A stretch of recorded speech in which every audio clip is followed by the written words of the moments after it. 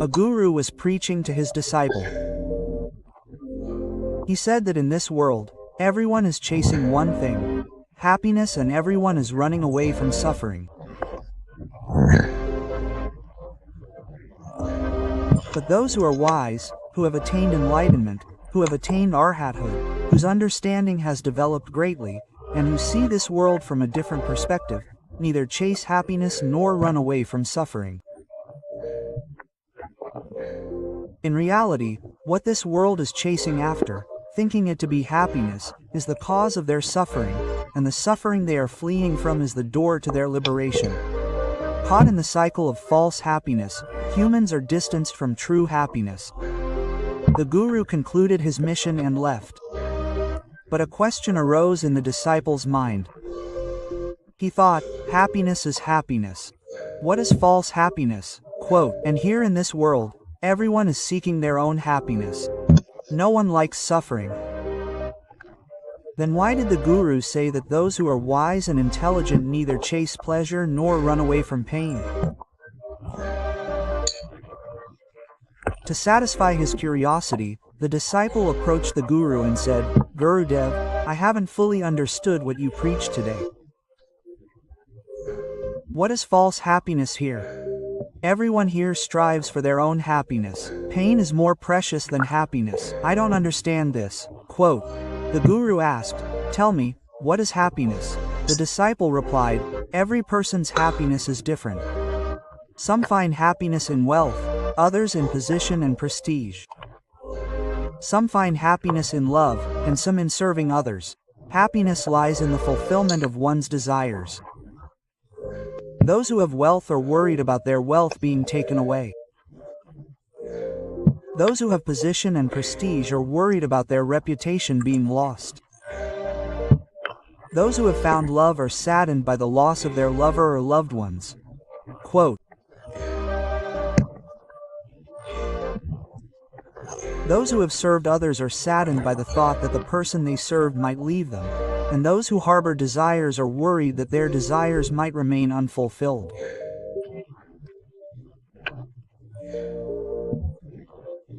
These desires, which you pursue, thinking they are happiness, are the very ones that destroy your life. A man marries a woman, thinking that her arrival will fill his life with joy. But that very woman becomes the cause of his sorrow.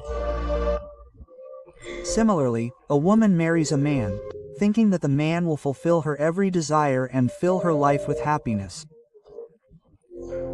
But that very man becomes the cause of her sorrow. In reality, the man and woman are not the cause of each other's sorrow. The cause of their sorrow is the desires they hold for each other. What people consider happiness is actually their sorrow. The disciple asked, Gurudev, why did God create sorrow in this world? Why didn't he allow only happiness?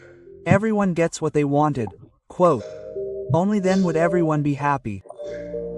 The guru said, when the universe bestows grace upon someone and wants to give them something, it only brings them pain. The disciple said, I don't understand, Gurudev. The universe bestows grace and also causes pain. Then where is that grace? Quote, the guru said, if a person's most precious possession, dearer to them than their life, is kept in their house, and their house catches fire, and that person is outside and you are standing with them, and they are desperately trying to save that possession, to pick it up, to go into that burning house, what will you do? Would you let them go into that house?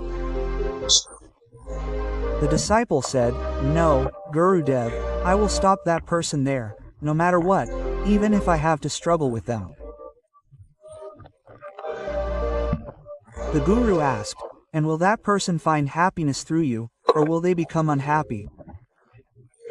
The disciple replied, Gurudev, they will certainly become unhappy. The guru said, similarly, when the universe bestows grace upon you, it pulls you out of happiness. It's not that it causes you suffering, quote, but when you step outside your comfort zone, you only feel pain. So when your life is filled with suffering, know that the universe is working very hard for you. But if that person jumps into a burning house to get what's most precious, there's nothing anyone can do about it. The disciple said, Gurudev, please explain this to me more clearly. I still don't understand it clearly. People pray to God for wealth, position, prestige, peace, and the fulfillment of their desires. And you're saying that all these desires are the cause of their suffering. And if the universe's God were to bless them, he would cause them suffering. Quote. The Guru said, yes, that's exactly it. I'll tell you the story of a seed. Perhaps you can understand something from it. Some seeds were kept in a pot. They took great care of each other. One of the seeds saw its fellow seeds perishing and rotting. It feared its own destruction. Quote. So he prayed to the universe, prayed to God to save him so that he would never perish. He would live a happy life forever. His prayer was so deep that it reached the universe, and the universe granted it. Then a man took the pot with him. On the way, the man stumbled and fell. The pot also fell from his hand, and from it, the seed that had prayed fell to the ground. As soon as the seed fell, it was terrified. It prayed, "Oh God, save me." The man picked up his pot and walked away. The seed lay there on the ground, crying out that it had been left behind. But no one heard it. Lying on the ground under the open sky, it felt utterly alone. It had never experienced such a terrible tragedy in its life. It was separated from its other companion seeds. Just then, lightning struck the sky. Clouds gathered everywhere. A heavy rain began. The seed began to float in the rain. That seed felt as if all the world's sorrows had fallen into its lap. Floating, it reached fertile ground. There, it sank into the ground, and its existence slowly began to fade away. The seed was counting its last breaths. Then, it realized that it was trapped in a cave, and the door to the cave was slowly opening. It was slowly emerging. It felt itself growing. It felt as if it were reaching for the sky. It had now sprouted. Its form had transformed. It was slowly growing. Time passed, and that tiny seed had become a huge tree. It had endured much on its journey from a crowd to a huge tree. The universe had fulfilled its wish, just as it had wished. Now it had thousands of seeds, and each seed contained the same essence, so there was no question of its destruction. The disciple said, Gurudev, I understand your point, and I also understand why wise people do not chase after happiness and do not run away from suffering. Suffering is merely an attempt to pull us out of the world's illusion. It is not evil for us. Rather, happiness, in which we lose ourselves and forget ourselves, is true suffering. This universe only gives happiness to those wise people who know that happiness creates happiness, while suffering leads to awakening. Let's begin another life-changing story, friends. Once, a disciple of Tathagata Gautama Buddha fell in love with a young woman. He saw her everywhere. Buddha knew about his disciple, but he wanted him to overcome the temptations of this world through his own understanding. But gradually, the disciple became useless. He didn't feel hungry, didn't sleep on time, and didn't feel like meditating or practicing spiritual practice. He became lazy. He would use any excuse to go out to meet the young woman. When Buddha saw that his disciple was losing his senses, he warned him, "How many times will you make mistakes? It's not right to repeat the same mistake every time. You have fallen every time. Quote, you regret it every time, yet you're still preparing to fall into the same pit. Understand, wake up." But the world had captured that disciple. One night, he left the monastery and married the young woman. A few years later, the disciple was caught stealing. The king sentenced him to death. As the soldiers were taking the disciple away, the Tathagata Gautama Buddha passed by. Seeing the Buddha, he remembered that he was a disciple of the Buddha. His path was different. His quest was different. He had strayed onto this path. What has he become? He has become a thief. Buddha recognized his disciple and came to him and said, "Time still hasn't passed. You regret it every time, you keep regretting. How many times will you regret it? Hold on to your memory and meditate. Meditate on the meditation you have acquired. Now that everything is about to be lost, what are you waiting for? Awaken your memory. See who you are." Quote, the disciple understood Buddha's words. A new realm of his understanding opened up, and he remembered his meditation, and he immediately entered into meditation. The appearance of the thief transformed. Now he appeared as a radiant monk. When the king learned of this, he personally looked at the thief and declared, "This cannot be a thief." The king asked the disciple, "Did you really steal? If you say you didn't steal, I'll let you go." Quote. The disciple replied, "King, even the desire to save one's life is greed, and I don't have that greed. It's true that I stole while living in this world. Everyone in this world is a thief. Everyone has to become a thief. Some steal money, some steal love, some steal respect, some steal thoughts. There's no use in this world without theft. Everyone here is a robber, but only the one who is willing to rob is a monk." Quote. The king was moved by the disciple's words, forgiving his crime and freeing him. The world can seduce a monk and even corrupt his position. So, just imagine a person who wants to awaken but can't escape the world. If they seek awakening while living in the world, how difficult their path will be. But anything or any path is only difficult as long as we consider it difficult. In reality, it's all about determination.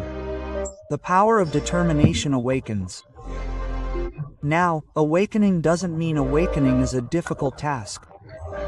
You simply have to make a resolution and fulfill it. Problems arise. There's a real risk of breaking the resolution, and even if it does, so what? Try again, but don't try half-heartedly. An incomplete attempt is like deceiving yourself. They've asked, how can I awaken without sitting in meditation, without forcibly closing my eyes? In reality, even thinking in this world that I want to awaken is like taking the first step towards awakening. Only someone who has some light in their eyes, who is able to see, who can experience, even if only a little, the illusion of the world. But some people are drawn to meditation or awakening because they make it a part of the world, believing that if they meditate, they will achieve something great, something special, some miracle. They will have some name in this world. All this is an illusion of the world, that you call it meditation and also want to become awakened. Throughout your life, you spend your entire life trying to prove yourself a great scholar and meditator. If someone calls you small, your ego is immediately hurt. Tathagata Gautama Buddha had two types of disciples. The first was his monks, who lived in monasteries and remained completely isolated from the world, engaged in their spiritual practice. The rules for them were very strict. The second were worldly disciples, called upasakas. These had different rules. They could marry, do business, and engage in all kinds of worldly activities. But they also had to follow certain rules, such as not stealing, not lying, not using intoxicants, not accumulating excessive wealth, helping people, not being greedy, cultivating right vision, going to a monk to learn meditation, and receiving initiation, all of which were done so that the devotee could remain awakened. They could remain in the world while remaining separate from it. Before we can embark on the path of awakening, it's important to understand the meaning of meditation, awareness, or awakening. We have created vast meanings for these words. The mention of meditation is a strange thing that strikes you. So many things start running through your mind, like horoscopes, chakras, and so on.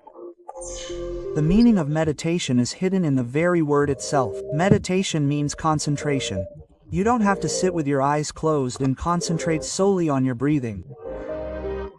You can concentrate on your food while eating. You can concentrate on a tree swaying in the wind. You can concentrate on music. Meditation simply means how to gather ourselves, because we are so scattered. Every moment, every second, we move from one place to another. There's no stopping at any one place.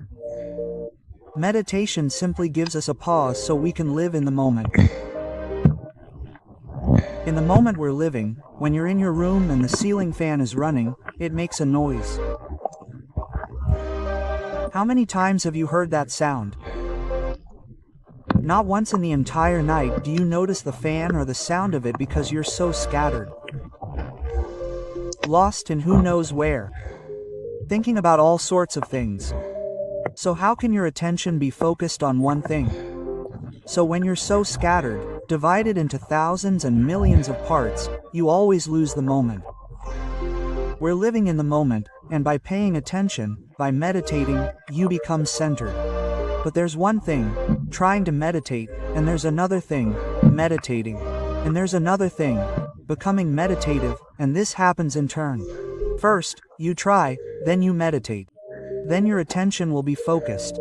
You'll focus on one thing, even on the other. You will be able to feel that object or thing. If you concentrate on yourself with all your heart, you will be able to feel yourself. It's not necessary to force yourself to close your eyes and sit. But you need to make a resolution that empowers you. Resolution ignites rebellion against the world, against your own mind, and helps you awaken. When you resolve to focus on your breath for 5 minutes, it's because of the concentration of your attention that you realize how much noise, how many voices there are within you. You say, I can't concentrate. I get distracted. Quote, in reality, your meditation is preparing to happen, because so much noise, so many thoughts are already within you. But because of your lack of attention, you don't see them. You don't hear them. But as soon as you meditate, everything becomes audible and visible, and you panic, wondering what's happening. Meditation means the absence of thoughts. And here, thoughts are not the only thoughts. That's not true. Meditation means observing. Seeing things as they are. If there are thoughts, then observe the thoughts as well. Someone asked, I have dirty thoughts, and when I meditate to escape them, I find even more dirty thoughts in my meditation. What should I do? Our mind is like a house. Just as we arrange things in a house, we also arrange thoughts within it. When we're very busy, we don't clean our house.